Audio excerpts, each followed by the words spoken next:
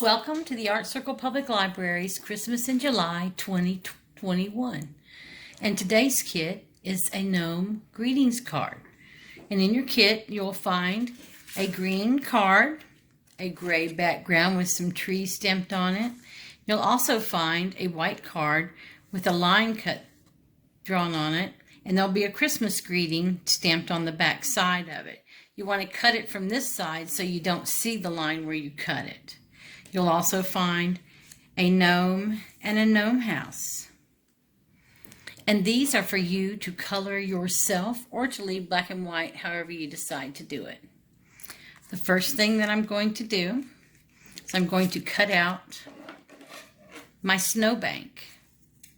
I just cut along the line. Doesn't have to be perfect.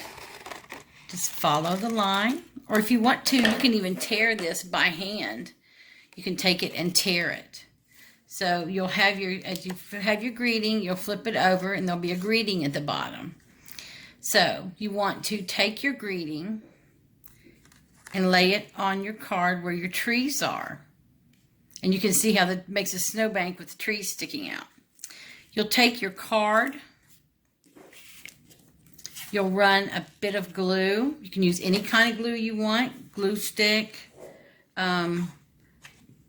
Elmer's glue, craft glue, hot glue gun. I'm using a glue gun just to be quick. But you want to put your gray card down first on your green card. Then you want to take your snowbank. You want to add your snowbank at the bottom corners down here. Match up your corners. And then just put your snowbank on. And you can see your trees show up behind it.